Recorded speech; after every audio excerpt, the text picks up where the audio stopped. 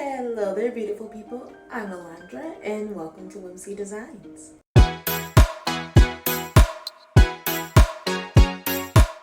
So today we are going to be following somebody else's tutorial on how to make a springtime dress. It's very basic cutout with I think like a couple of rectangles and squares for the most part. Now I am not going to show you every single step because I'm just following hers, but there are some parts of her tutorial that she doesn't really elaborate on that I do. So it would be awesome if you would watch both of our videos. So number one, you have some reference from her, but then also you just get to experience me because you're welcome. Anyways, we are gonna hop right into this. I will leave her channel in the video linked below, and if you have any questions about what's happening here, please feel free to leave a question in the comments and I will definitely get back to you on that. And I hope you guys enjoyed. Don't forget to like, comment, share, and subscribe, and let's get into it. Hello. So we are starting our next sewing project, and we're just gonna make a hopefully simple tiered ruffle puffy sleeve dress. So I already cut out all my pieces, and what I'm gonna do now is take my second layer of the skirt panel, and I had an extra piece to cut out, and so I'm just gonna attach those two so that when it comes to ruffling, you have your second layer be longer than your top layer, so it gives that tiered effect. So we're just going to stitch these pieces together, like sides together, and then we'll move on to the next step. Okay, so now we're moving on to the sleeve pieces, which are already cut out as well, and we're gonna mark our armholes. So my folded edge is away from me, so this is the non-folded edge, and I'm going to mark 2 inches in here, and then 5 inches down, or sorry, 5.5 inches down. Okay, now I'm just gonna connect these 2 points. There we are. And then cut it out.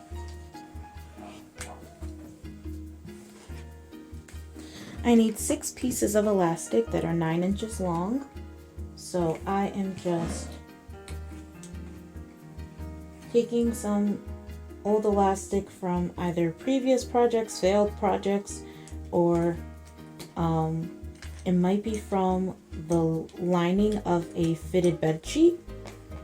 Most likely that. I'm pretty sure that's where these came from. And I am just cutting them down to size. Now I think I will have to tap into my new elastic, but that's okay. I try to, honestly, like every time I'm in the store, just like grab some elastic in different sizes because I never know when I'm gonna start a project or what the notions might be. But I know that I feel more comfortable in things that will have some stretchiness to it, so I will most likely make more things that have stretchiness. Therefore, elastic is needed. And these are mostly 3/8 of an inch. I do think I have a 1/4 of an inch piece tossed in the mix. And hopefully, 1, 2, 3, 4, 5. I need one more piece. And hopefully that won't be an issue. But we're gonna find out later. And as you can see, I didn't do totally right at 9 just because I'm not quite sure how this is gonna go. And the last time I followed somebody else's instructions for elastic, it was way too tight. So hopefully this won't be the case. I'm just curious if that was the around the arm measurement. It's pretty tight, but it's not like cutting too badly in. We'll see. We will see. Trust the process, Alondra. Trust the process. So next we're going to move back to the sewing machine, and we're actually going to put away our sleeve piece for now. We're going to take our bodice piece and we're going to stitch them right sides together, but only on one side. So first, I'm going to turn my pieces right side together.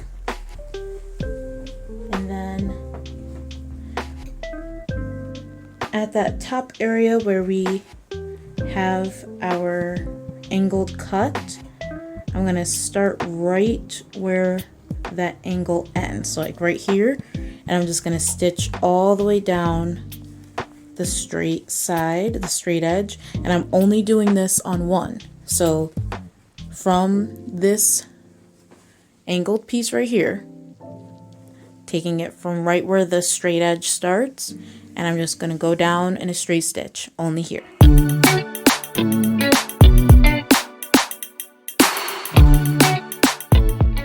Next, I'm going to take our first skirt piece. So that's just the regular one that we cut out, not the one that we stitched two pieces together to make it longer. So this is the one that does not have that added piece, and we're just going to make some gathers. So I'm going to do 2 rows of basting stitches at the longest length on my sewing machine, and then we're going to gather it so that it matches the same width of as the bottom of my bodice piece.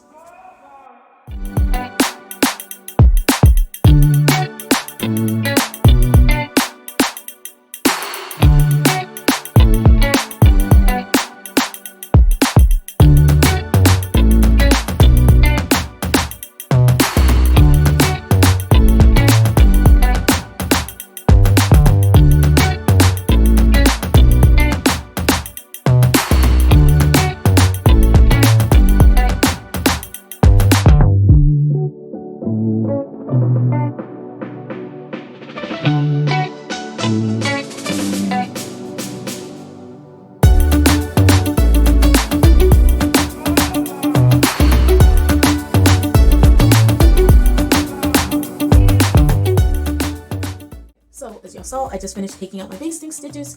The second round, which I did not record, actually went so much more smoothly.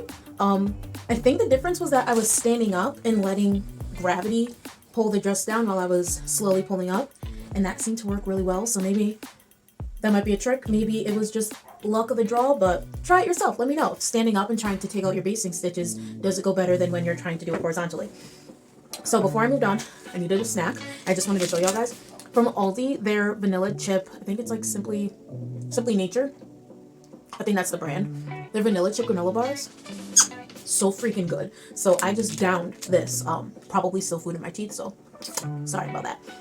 But yeah, so now that this is done, we have our pretty tiers and ruffles. I am going to put these right sides together and then do the same seam that I did on the first side, do it on the second. So I'm going to leave this little top chunk how it is, but once I get to just my complete straight edge, I am going to sew right on down this, and then I'm going to make a casing for my elastic. So the elastic's actually going to go through the top so that the top gathers. So I'm just going to, this little, like, basically the inch that we left at the top, that's going to be my casing. I am gonna do a double fold, and so that just those raw edges get trapped inside, so it'll look like that as opposed to this where the raw edges are still out. Actually, before I stitch down the other side, I think I'm just gonna take my raw seams from the gathers, and I'm just going to do a quick zigzag stitch. Technically, I should have done this before I put the pieces together, like right after I cut out my pieces. I should have done this, but I didn't. I wasn't quite sure how badly this fabric was going to fray, but as you can see, it frays horrifically. Like this is so bad. Yeah, so I am going to just do a zigzag stitch across the edge because it is needed.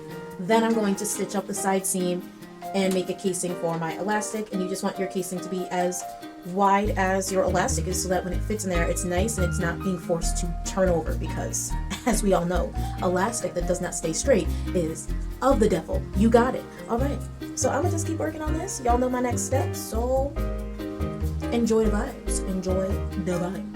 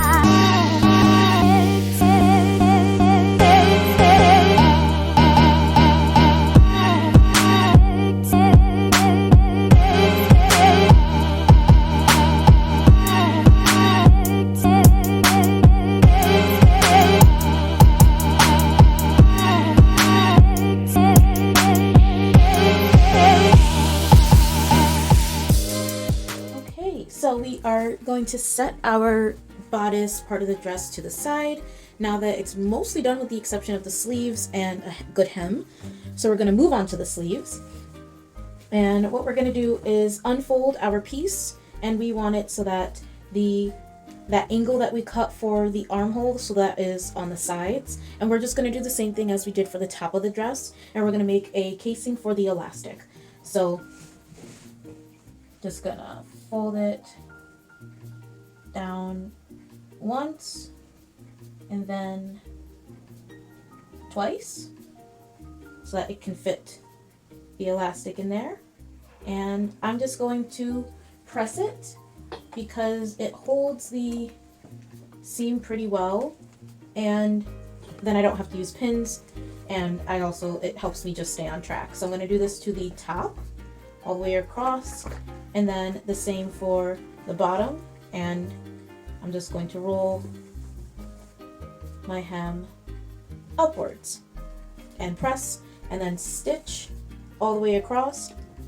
And once those are stitched, then I'm going to add my elastic inside, same way, where add it until the edge is at meeting the other edge, sew over that to just hold the elastic in place, fish it through to the other side, and then stitch it on the end.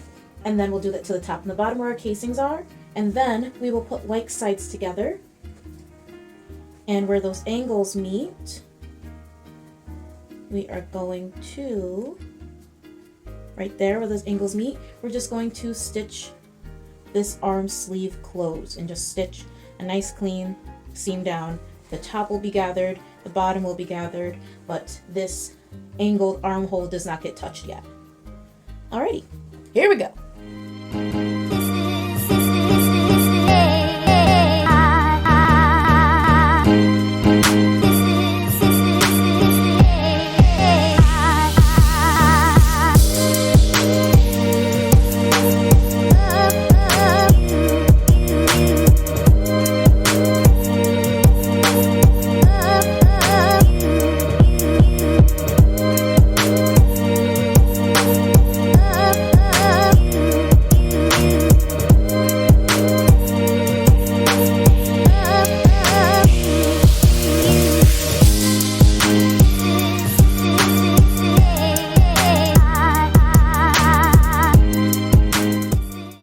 Just about done with this dress. So all I did was take my sleeves, turn them right side out, and then I pinned my armholes together, right sides together, so where that V connected on both the bodice dress and the sleeves, I connected there. Then I connected where my elastic ends meet, and I'm just going to stitch along that and do it for both sides. And then after that, I'm going to hem my dress, and once again we're just going to do a rolled hem, so 1 and 2. And at this point you can decide on the length of your dress, so toss it on, and if it's a little bit longer than you want, you can do a larger hem, and that would just make it shorter. Additionally, if you wanted it longer, if you have some extra fabric, you can make another ruffle and just add on another layer. And remember, you just want it to be longer than your previous layer so that you can actually get a good gather. And then there is a belt. You technically do not have to have a belt. So what's really common right now, at least I've seen for Old Navy, is they've had basically